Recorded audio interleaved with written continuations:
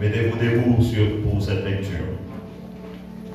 Hébreux chapitre 11, sorti dans verset 1 pour arriver dans verset 6.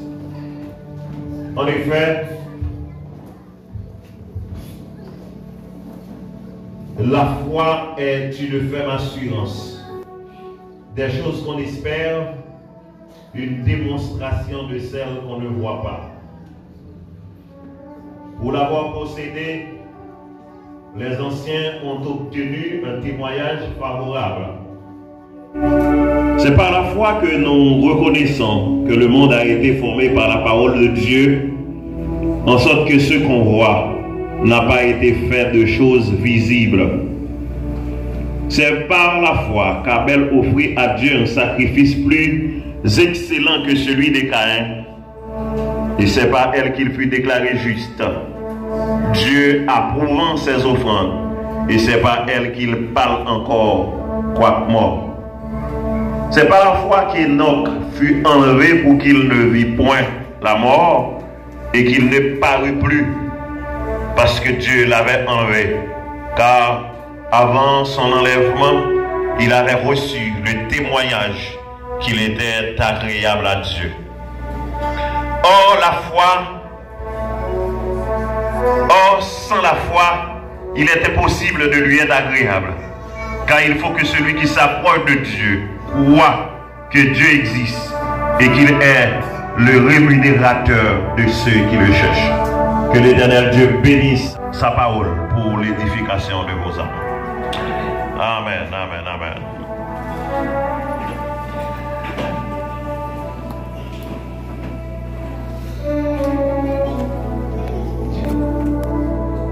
Mesdames et messieurs, ce matin, frères et sœurs dans les Seigneurs, notre sujet est ainsi formulé: gardons la foi en Dieu. Gardons la foi en Dieu. La Bible, notre boussole, notre guide infaillible, nous donne une pléiade de définitions pour le mot foi et sa provenance. Nous lisons dans Hébreux chapitre 11, le verset 1er.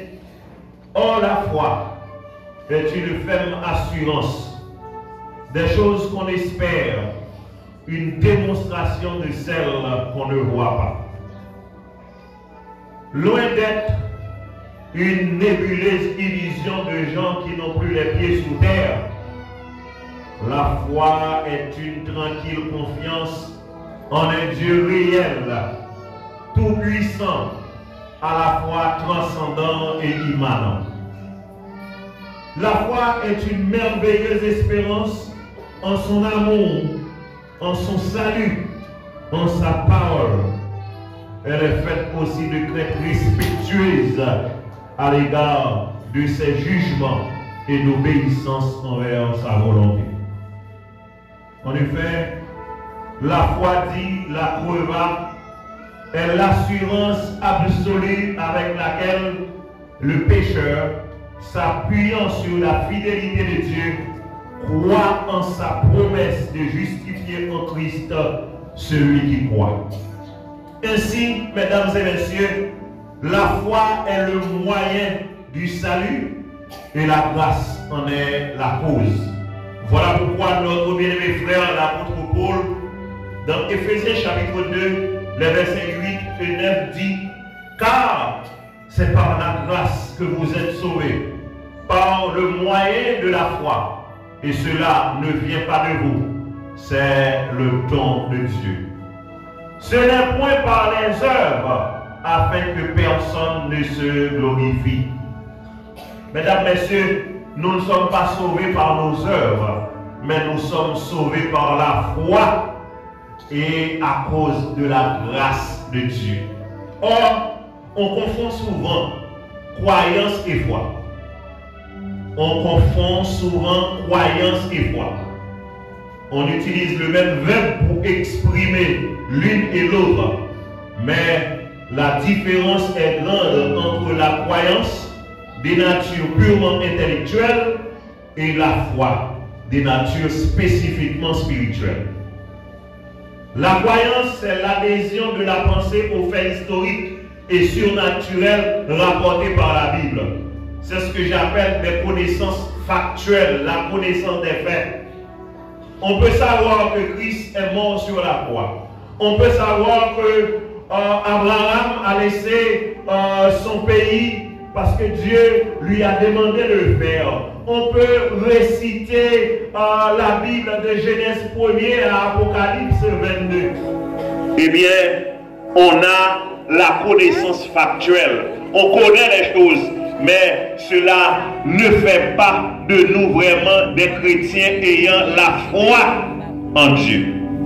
Voilà pourquoi on dit que la croyance, c'est l'adhésion de la pensée aux faits historiques et surnaturels rapportés par la Bible. Elle n'implique pas la vie spirituelle. Elle n'implique pas la vie spirituelle, ni même le salut. On peut avoir toutes les connaissances possibles, connaissances ayant rapport à la théologie, aux différents livres de la Bible. Mais cela ne nous octroie pas, mesdames et messieurs, la foi. Elle n'implique pas la vie spirituelle, ni même le salut. Les démons ont cette sorte de croyance, mais ils tremblent selon Jacques chapitre 2, le verset 19. Les démons croient que Dieu existe, ils tremblent, mais ils n'ont pas la foi. Cependant, la foi, mesdames et messieurs, c'est un don de Dieu. La foi, c'est un don de Dieu. Elle est l'œuvre du Saint-Esprit opérant en quiconque est né d'en haut, selon Jean chapitre 3, le verset 3. La foi, c'est la confiance totale, ferme assurance dans les promesses du Seigneur. La Bible dit, dans Hébreux chapitre 11, verset 1er, là où on dit qu'il y a confiance dans mon Dieu, ça veut dire qu'il est certain qu'il est pour le recevoir, ça l'attend. Amen. Là où on dit qu'il y a confiance dans mon Dieu, il est certain qu'il est pour le recevoir, ça l'attend ou ça le demande. Il y a conviction, bagaille nous pas qu'à avec genoux exister tout le monde. Moun qui croit dans mon Dieu, moun qui a la foi dans mon Dieu, ce n'est pas une croyance factuelle, mais il y a une conviction, bagaille pas qu'à avec c'est des bagailles qui existent vraiment. Voilà pourquoi, mesdames et messieurs, matin, nous pas qu'à dire, nous pas comprendre, nous pas de tout tête nous pour ça. Dans un salon où il y a assez d'inespérés, si vous parlez comme ça, vous avez la foi dans mon Dieu. Mais dans l'église, vous avez dit Amen, matin. Il faut nous avoir conviction pour nous connaître, mesdames et messieurs. Si nous prions mon Dieu pour un bagage depuis notre volonté, mon Dieu, par la foi, ça n'a prié pour l'IA d'avenir. Et deuxièmement, il faut nous avoir conviction. Ça n'a pas dit nous, il faut nous croire là. Amen. Parce que la Bible dit ça, c'est là pour nous. C'est pas bagaille je crois et c'est pas bagaille qui comme monter dans la pensée des hommes. Voilà pourquoi, mesdames et messieurs, nous devons gagner conviction que ça nous parle exister. Mon Dieu béni. C'est de cette foi, mesdames et messieurs, que je vous parle ce matin et que je vous demande de garder. Quand nous regardons la situation actuelle du monde et celle de notre pays, nous pouvons tenter de croire que Dieu n'est pas de notre côté, ou du moins qu'il nous abandonne. Ce n'est pas vrai, mes bien-aimés. Dieu ne nous abandonne pas. Malgré tout, malgré les problèmes, malgré les difficultés, malgré la situation sécuritaire de notre pays, Dieu ne nous laisse pas, Dieu ne nous abandonne pas. Dieu est à notre côté. Nous devons continuer à croire. Et c'est une vérité que Dieu était. Dieu est et sera toujours avec ses enfants bien-aimés. Bon Dieu, pas jamais laguer nous. Vous avez dit ça dans le cantique là. Bon Dieu, pas jamais laguer nous dans la route. Amen. Bon Dieu, pas jamais laguer nous dans la route. Depuis que nous rencontrons lui, nous faisons amis avec elle. Il te promet avec nous. Et il ne pas laguer nous dans la route. La Bible dit, je suis toujours avec vous, tous les jours, et jusqu'à la fin du monde. Donc, mesdames et messieurs, malgré les problèmes, malgré les situations difficiles, malgré les privations, nous devons être contents parce que Dieu est avec nous. Qui est-ce qui sentit mon Dieu avec au matin? Bon Dieu, pas besoin de laguer nous. Voilà pourquoi nous devons dire à la manière de l'apôtre Paul que rien ne peut nous séparer de l'amour de Dieu. Rien, pas qu'à séparer nous de l'amour de Dieu. Dans Romains chapitre 8, verset 35, nous lisons ces paroles. Qui nous séparera de l'amour de Christ? Sera-ce la tribulation ou l'angoisse, ou la persécution, ou la faim, ou la nudité, ou le péril, ou l'épée? Et l'apôtre répond, rien ne peut nous séparer de l'amour de Dieu. Rien ne doit nous séparer de l'amour de Dieu. Donc nous devons garder la foi en notre Dieu malgré tout. En nous garder la foi en notre Dieu malgré toute difficulté qui gagne. Et la grande question que nous devons nous poser ce matin, pourquoi faut-il garder la foi en Dieu? Nombreuses sont les raisons qui prouvent ce matin que nous devons garder la foi en Dieu. Parmi lesquelles, mentionnons une. Nous devons garder la foi en Dieu à cause de la nature de Dieu. Nous devons garder la foi en Dieu à cause de la nature de Dieu. Dans sa nature, Dieu ne peut mentir. Dans sa nature, Dieu ne peut échouer. Et dans sa nature, Dieu ne peut changer. Voilà les raisons pour lesquelles ce matin, mesdames et messieurs, nous devons garder la foi en Dieu. Dans sa nature, Dieu ne peut mentir. Nous faisons expérience à remplir le monde déjà. À remplir leader déjà qui va nous mentir. Qui promettent nous monts et merveilles. Et les arrivés au timon des affaires de l'État, ils oublient nous. Mais mon Dieu ne rend pas comme ça. Ça, mon Dieu dit à bouche, mais il y a pouvoir pour l'accomplir. Par contre, est-ce qu'il y a des gens qui attendent la terre? Ça, mon Dieu dit à bouche, mais il y a pouvoir pour l'accomplir. Dans Nombre au chapitre 23, le verset 19, la Bible dit Dieu n'est point un homme pour mentir, ni fils d'un homme pour se repentir. Ce qu'il a dit, ne le fera-t-il pas? Ne l'exécutera-t-il pas?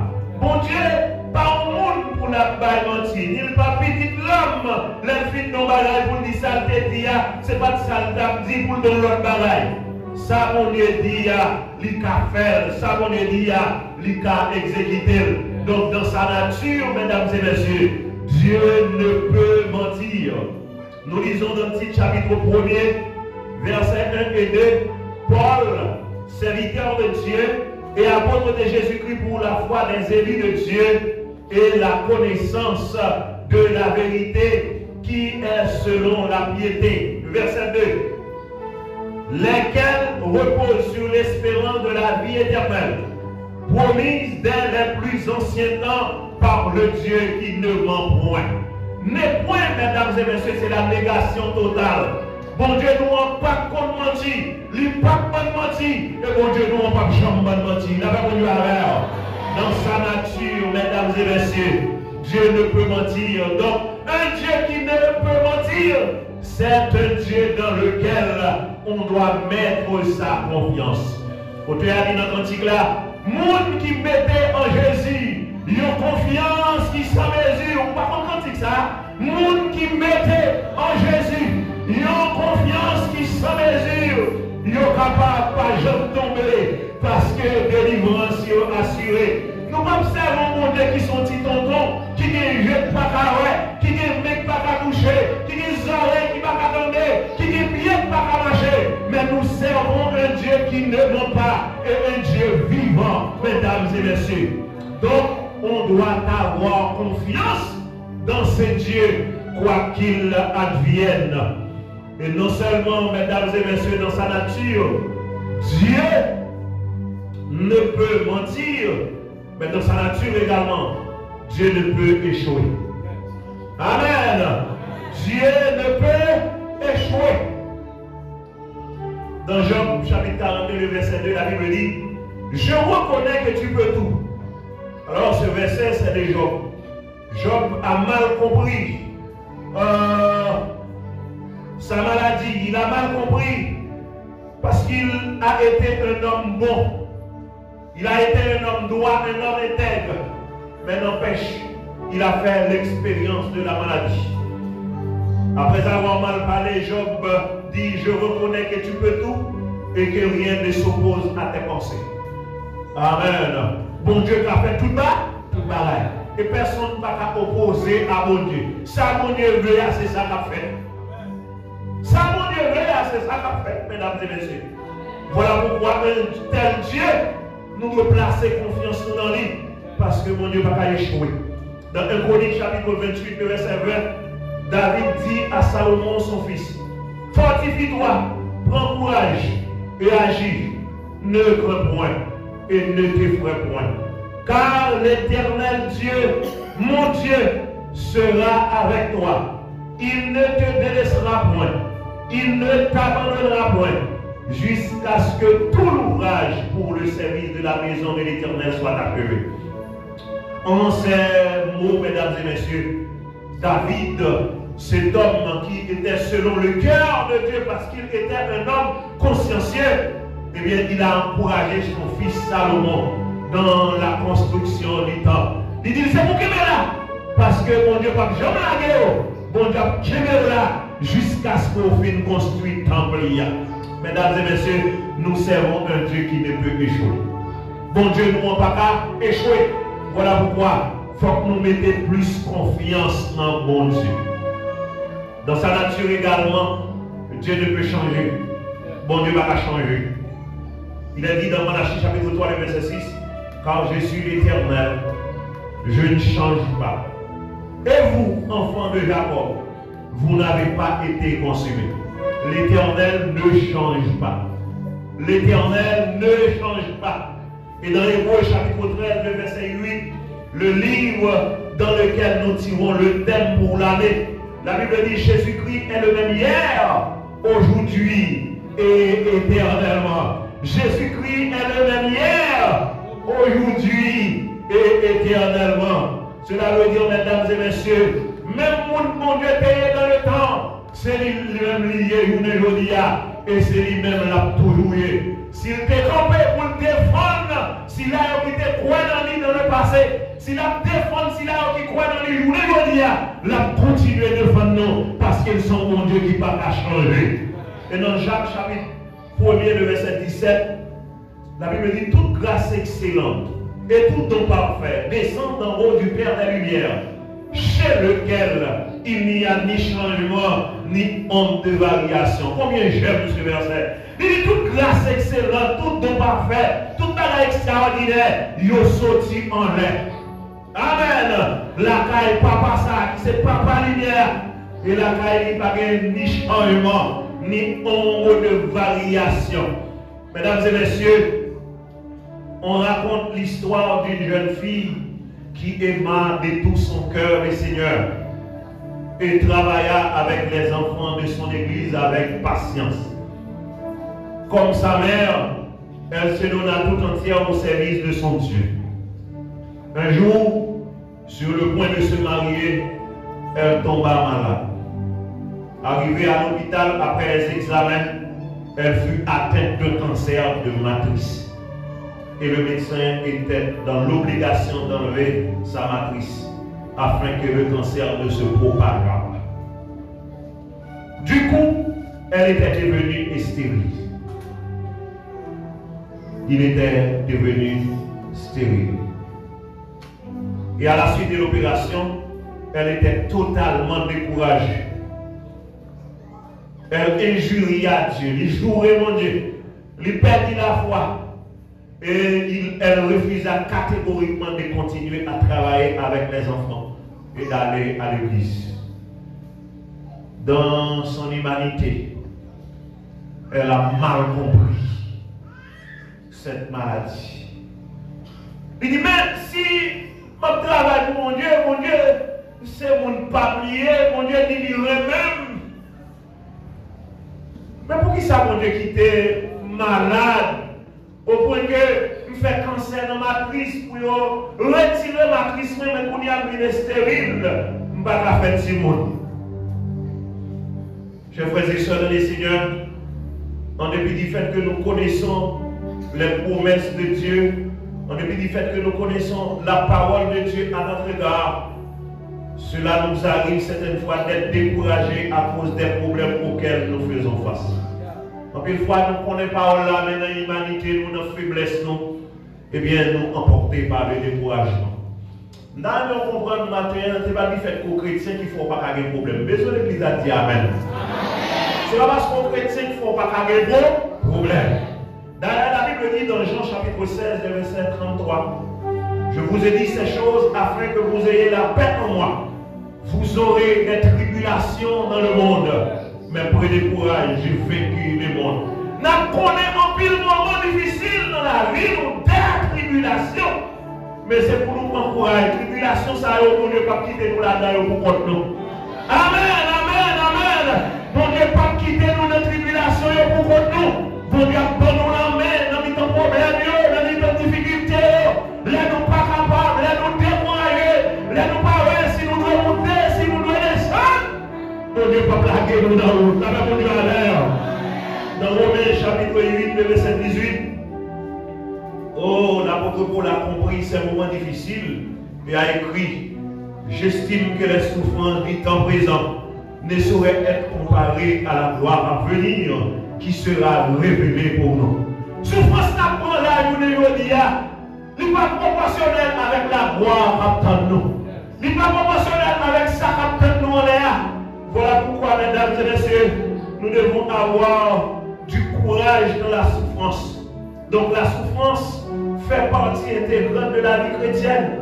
C'est pourquoi l'auteur dit dans ce cantique, si nous souffrons avec lui sur la terre, nous régnerons avec lui dans les cieux. Si ça ne vous gêne pas, je vous demande de réciter ça avec moi. Si nous souffrons avec lui sur la terre, nous régnerons avec lui dans les cieux. Encore, si nous souffrons avec lui sur la terre, nous régnerons avec lui dans les cieux. Donc il faut nous garder la foi. Garder la foi dans les moments les plus difficiles. Je vous invite à garder la foi. Oh, c'est vrai que vous, jeunes filles, il y a des besoin qui peuvent arriver. Vous avez des privations en tant que jeune garçon. Quand vous regardez la situation du pays, eh bien cela incite à se trouver dans le découragement. Mais maintenant, quelle est la foi, pas décourager, car le découragement c'est la mort morale. Quelle est la foi? Pas décourager. Quelle est là à mon Dieu? À bien que pour là. Car si nous souffrons avec lui sur la terre, nous régnerons avec lui dans les cieux. Auteur a dit, puis devant Jésus dans la gloire. Puis devant, on a compris pour qui? Prends courage, frère, fais cœur content, parce que un jour, on va comprendre pour qui. Souffrance, il n'est pas là pour longtemps. Amen. Souffrance, il n'est pas là pour longtemps. Privation, il n'est pas là pour longtemps. Situation difficile, il n'est pas là pour longtemps. Après, on lève, mon Dieu dit, arrêtez et sachez que je suis Dieu. Je domine sur les nations. Je domine sur la terre. L'Éternel des armées est avec nous. Et le Dieu de Jacob est pour nous une retraite. Je vous demande, mesdames et messieurs, de garder la foi en Jésus. Pas décourager. Amen.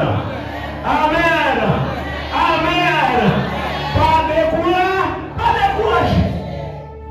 Pas décourager. Vous m'avez qui voulait décourager. Vous m'avez qui voulait décourager.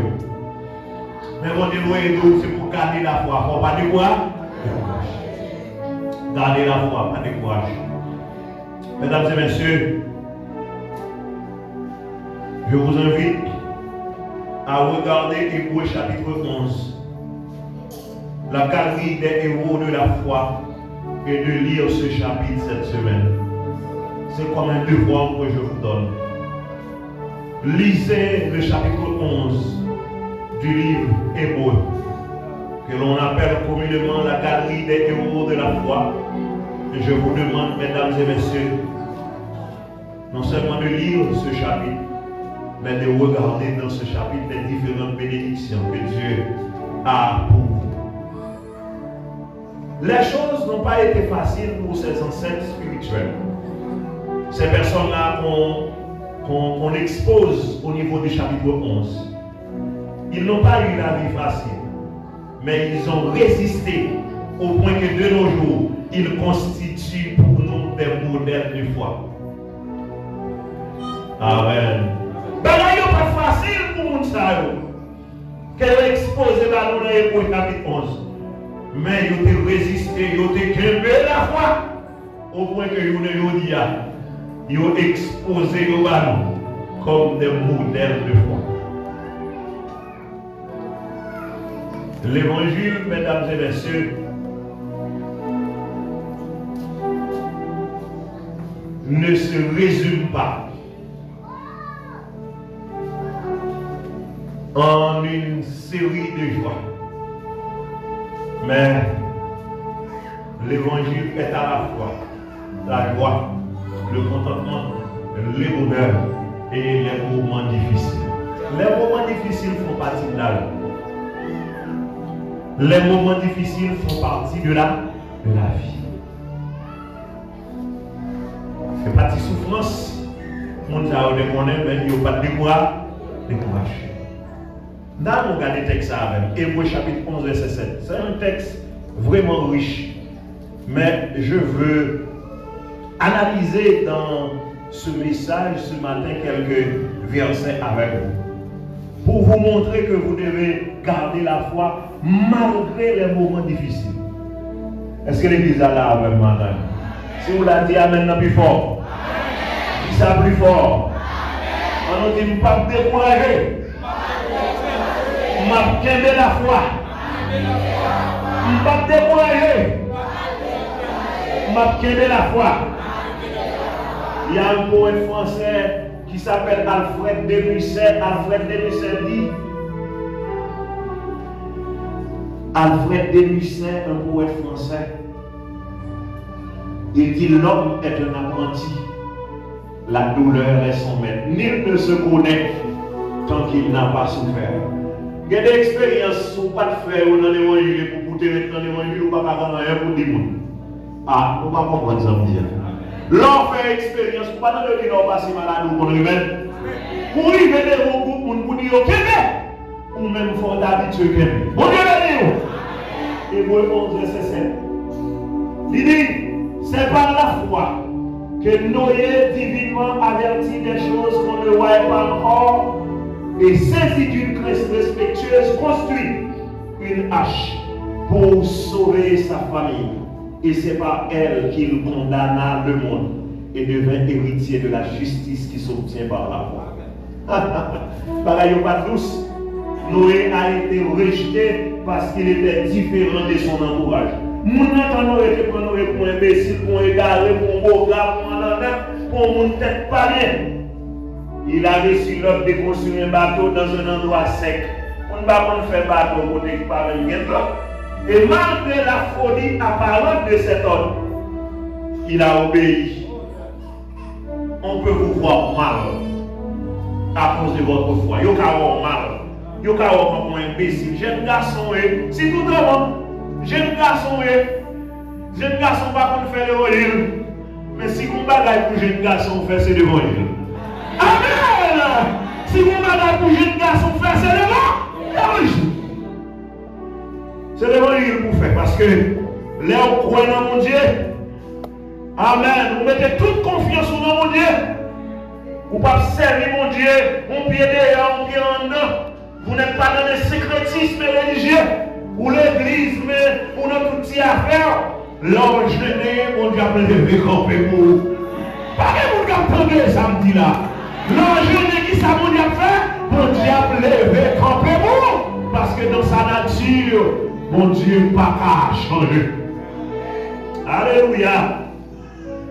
Vous pouvez considérer comme égaré. Vous avez une église, mettez des chemises sous, mais vous êtes dans la bonne voie. Vous êtes dans le bon chemin. Car la Bible dit, et l'homme qui ne marche pas selon le conseil des méchants, mais qui trouve son plaisir dans la loi de l'Éternel, et qui l'avait dit jour et nuit. Cet homme est comme un arbre planté près de courant d'eau qui donne son fruit en sa saison et dans le feuillage de ses fleurs de point. Oui, il va pas l'argent, oui, il va pas de possibilité, mais là dans l'évangile, on va prier mon Dieu pour lui faire route des rangs. On a dit, bon Dieu, qu'on fait route, qu'on n'est pas de route, les la travail nous pas comprendre, la peut faire route pour nous, la peut mon Dieu à l'heure. Oh yes! Occupez mon gâteau, jeunes garçons, pas qu'à l'évangile, sont égarés. On a dit de même pour notre père Noé. Je demande pour égarer.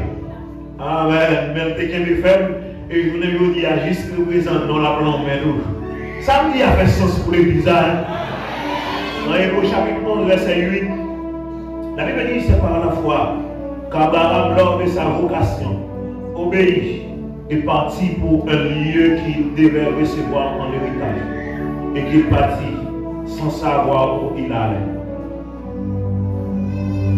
Et c'est par la foi, au verset 9, qu'il vint s'établir dans la terre promise comme dans une terre étrangère, habitant sous des tentes, ainsi qu'Isaac et Jacob, les co-héritiers de la même promesse.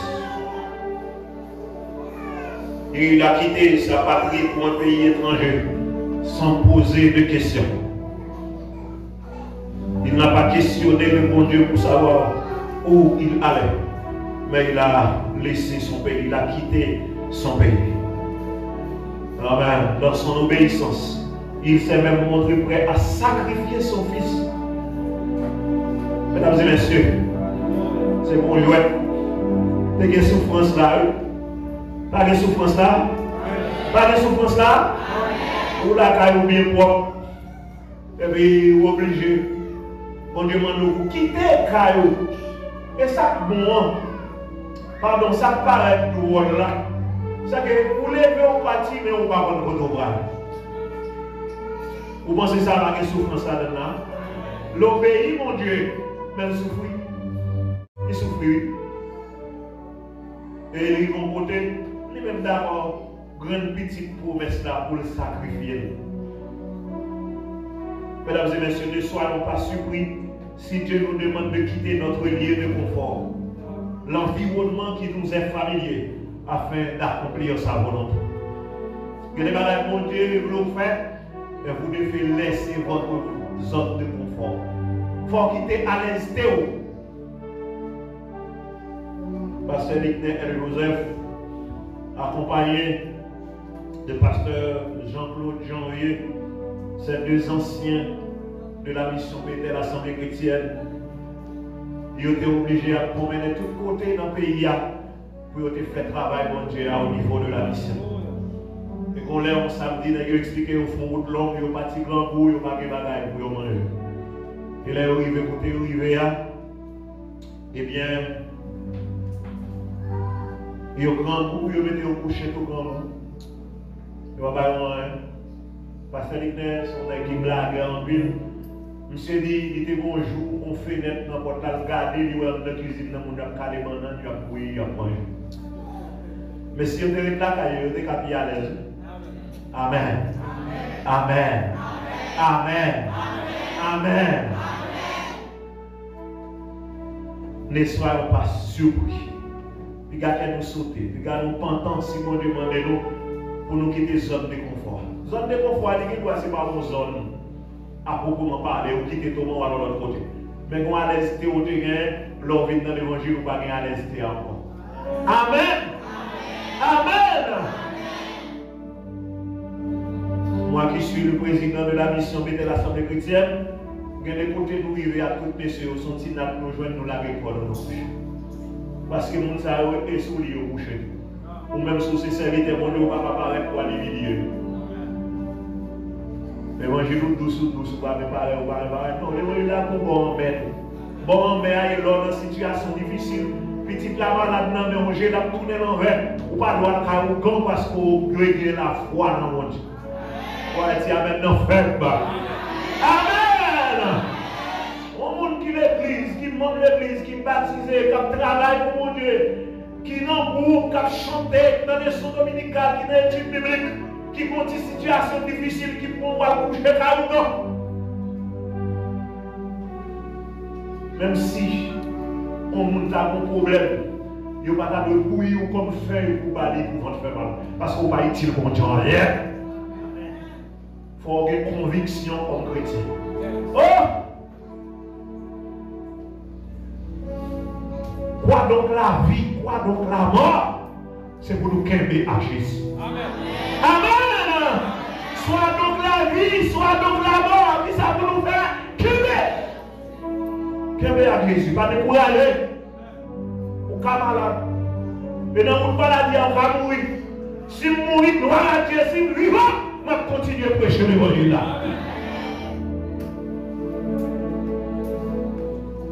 Amen. Ces gens-là, ils ont souffert. Ils ont souffert, pardon. Ils ont souffert en pays. Et quand je lis dans Hébreux chapitre 11, verset 23, la Bible dit c'est par la foi que Moïse, à sa naissance, fut caché pendant 3 mois par ses parents, parce qu'ils virent que l'enfant était beau et qu'ils ne craignent pas l'ordre du roi.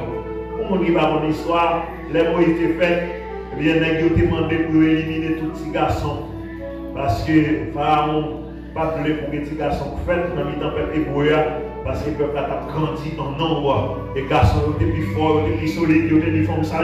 Sinon, elles sont petits garçons, peut être fiers. Mais si son petit fille qui était lui.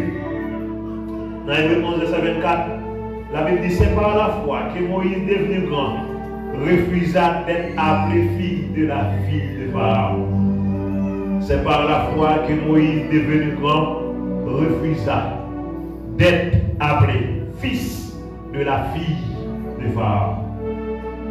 Petit Pharaon, Moïse dit pas besoin pour tes noms. Parce que vous connaissez l'histoire. Parce que là où Moïse, ils font parler la gueule sous l'eau, c'est petit Pharaon qui vient bien, qui joigne. Depuis petit levé. Mais Moïse était refusé pour les petits. Amen. Amen.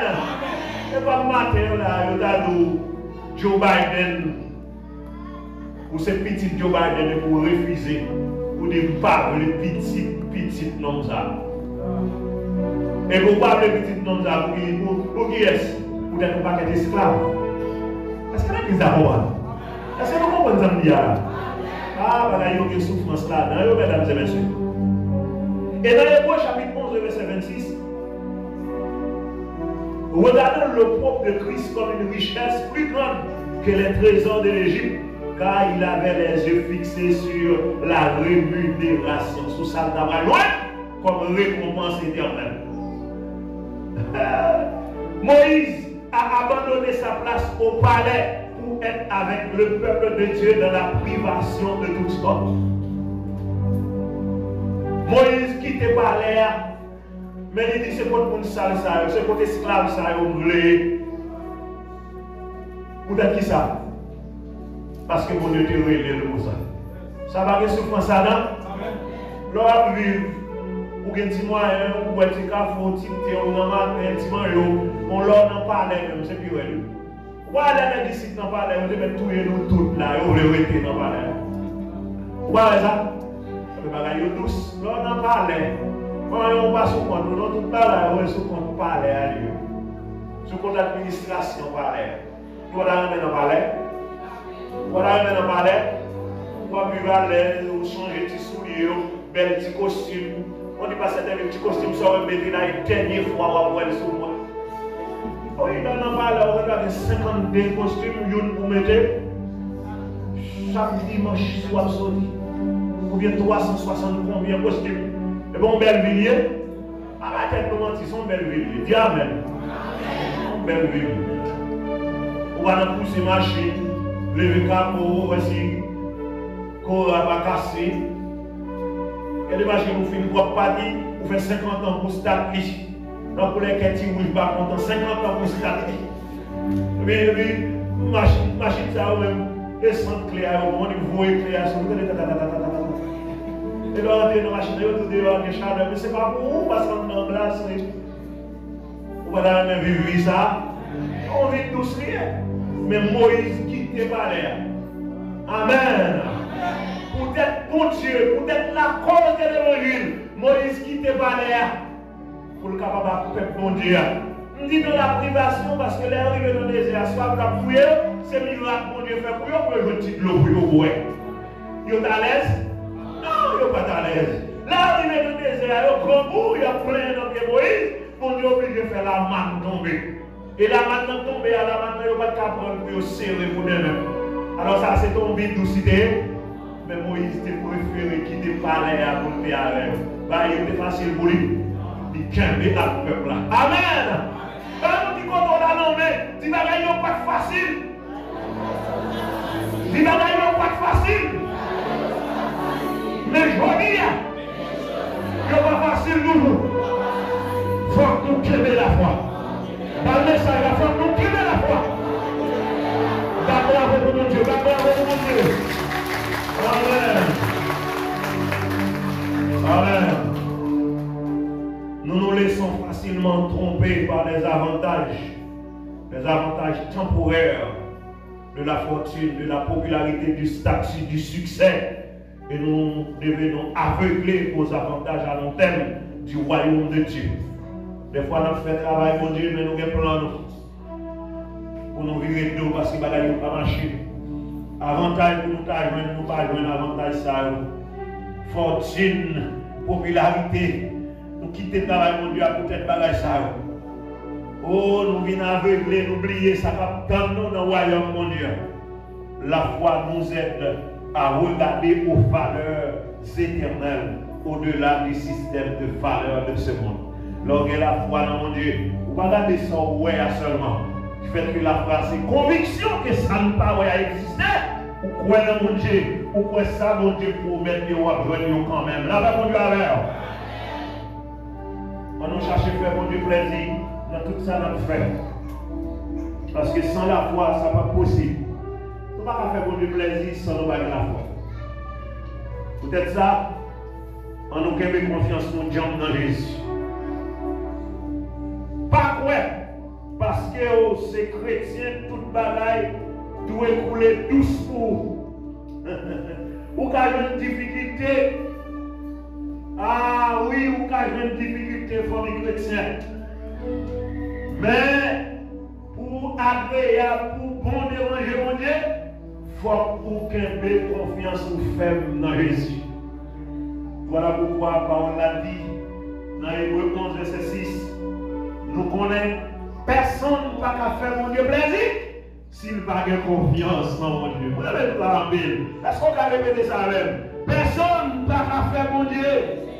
Côté l'église, personne ne va faire mon Dieu s'il n'a pas de confiance dans mon Dieu. On nous dit encore, personne. Amen. S'il. Donc, monde qui voulait rester pas côté mon Dieu, c'est pour croire que gagne un bon Dieu. Un bon Dieu qui a récompensé tout le monde, qui a cherché et il a fait ça à tout cœur. Bon dimanche, que le Seigneur vous bénisse à bon rapport.